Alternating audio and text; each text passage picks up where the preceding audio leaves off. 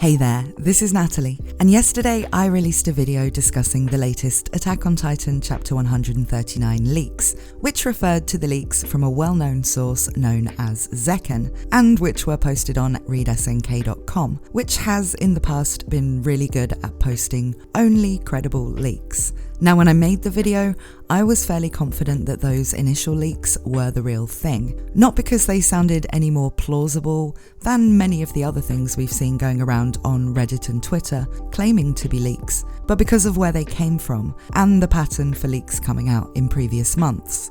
This is why, unlike in videos I made in the past, talking about various Baidu, Twitter and Reddit leaks, I wasn't talking about the leaks in skeptical terms. However, there is some definite strangeness to the run-up to the final chapter, and after following the conversations in various places over the past 24 hours, including Twitter, the Titan Folks subreddit, the comments on the readsnk.com leaks page, and also talking to you guys in the comments on my own video, I really want to talk about what the current situation is with the final chapter, what the latest additions to yesterday's leaks are saying, and the biggest question of all, whether the leaks are fake, or whether we're just looking for reasons to hope that they are.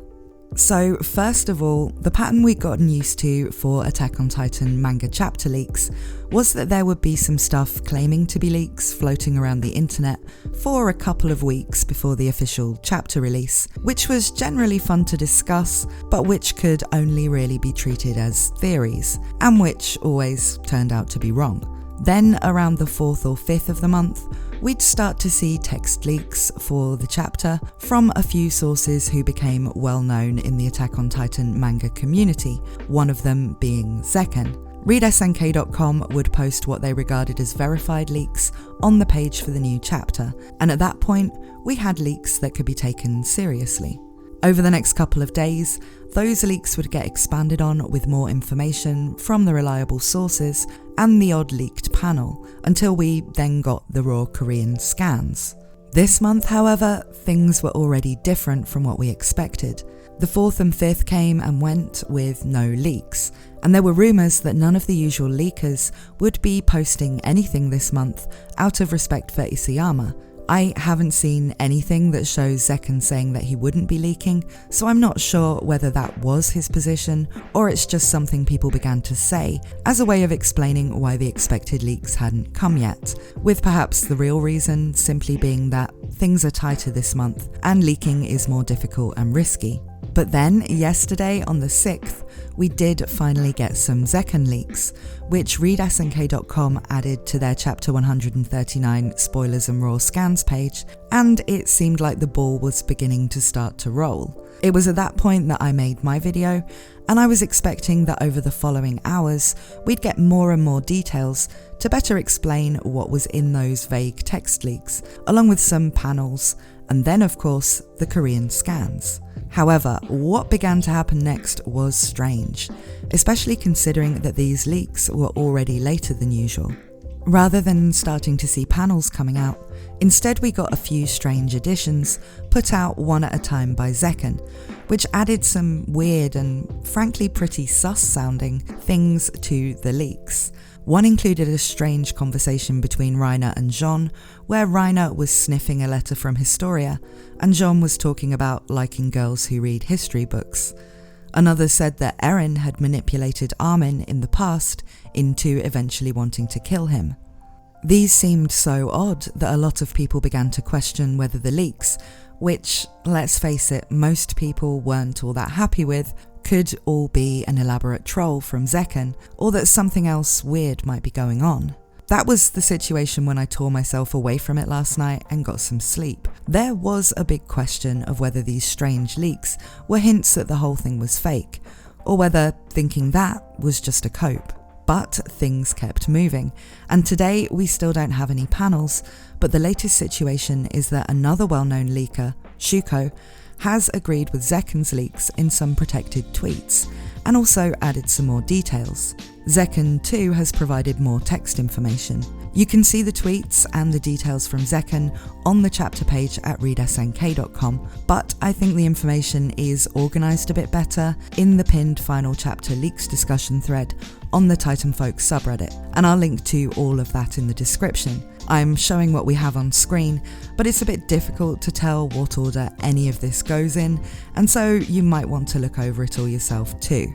Still, these are the details not covered in my video from yesterday. We have that the founding Titan power can be used to influence past and future. Eren controlled Titanized Dina to ignore Bertholdt and walk towards his mother. After the war between heaven and earth, the kingdom of Eldia established an army led by the Jaegerists to strengthen military power. Fearing revenge from enemies across the ocean, people on the island chanted in unison, "If we win, we survive. If we lose, we die. There's no victory without fighting." The war between Eldia and the rest of the world will continue until one side is fully exterminated. The last panel is supposedly Grisha holding Eren. We also have it say that what's stopping Ymir is her love and attachment to King Fritz. Ymir was in pain for 2,000 years because of that love. The key person to break her free from that attachment will be Mikasa. Armin asks, why would it be Mikasa? Eren replies, only Ymir will know. He says, even I don't know what Mikasa will do. It also tells us that Armin and Eren's conversation, the locked memory, happens on a boat. And more information from elsewhere in the leaks tells us that this happened when Armin and Annie were on the boat before. Next we have that Eren activated the rumbling like it was his destiny. He also saw what would happen in the final battle. Mikasa did what Ymir always wanted to do and ended it all.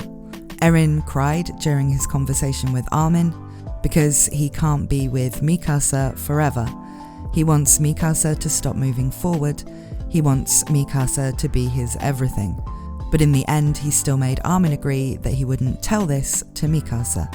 Armin says that they could have found a way to save Eren, but Eren refused, saying that he's sinned too much and doesn't deserve to be saved. And that's really all we have adding to what was discussed in the video yesterday with the initial text leaks.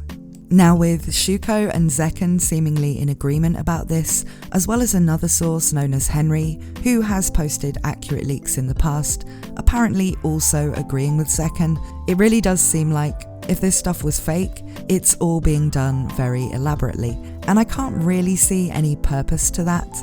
If they wanted to spread fake leaks to troll us all, then I think something more dramatic and attention-grabbing would probably have been included. This leak may not be an ending people like, but it also doesn't really feel like a joke, or like the fanfiction of someone with a particular passion towards a certain outcome. If anything, the leakers don't come across like they enjoy this ending at all. But then, why has there been this strangeness this month? And is there still a chance that the leaks are false? What about the theory that a lot of people have put forward that perhaps fake leaks are being put out on purpose to mislead people and then surprise them with the real chapter? Well, to talk about that, I think it's important to consider the way leaks and leakers actually work. The identities of the leakers was of course always a secret, because Kodansha, the publishers of Attack on Titan, do take leaks pretty seriously and have been threatening to take legal action against people leaking the story.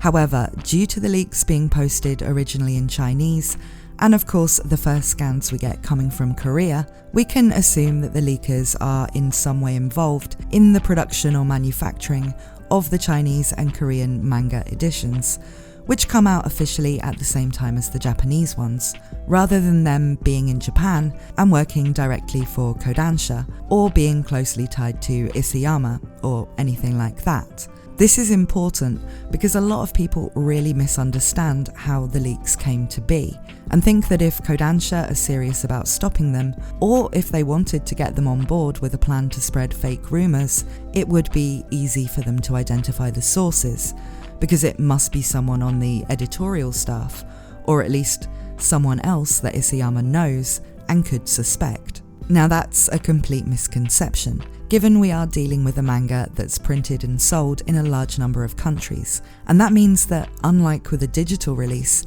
there are all sorts of people involved in the logistics of getting it made and onto the shelves in every country it will be sold in for the official release. Once the manga edition is ready for publication, there will be a lot of people who are far removed from Isayama's circle who will come into contact with the chapter as part of their jobs before it goes on sale.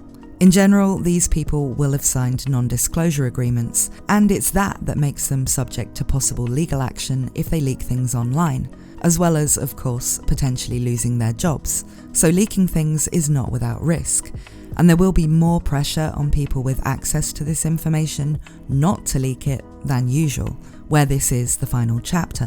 But the fact that there are so many different people who could be leakers, and those who are leakers are being extremely careful to protect themselves, also means that it isn't easy to identify leakers, to stop them or take action against them, let alone to target them with fake information, or even bribe them to be part of a plan to spread false rumours.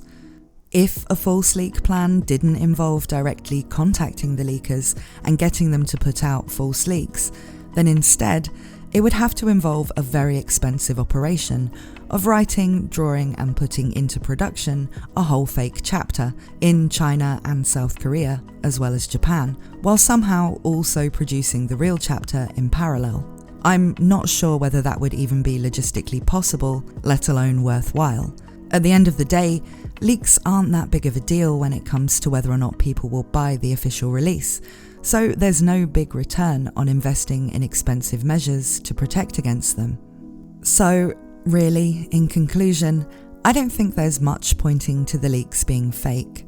I don't like this ending, though I am willing to give it a chance because in the past, things that sounded really underwhelming or even stupid in the text leaks actually came over a lot better in the real chapters.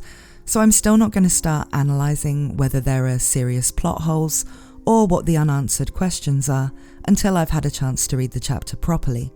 And I think that's the position a lot of people are taking about it, but I do really understand the desire for these leaks to be fake. I just don't think it's very likely at this stage.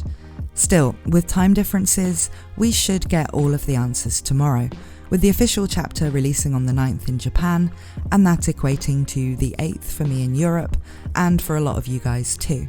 I'll have more videos on chapter 139 and the Attack on Titan ending as a whole once we've got that.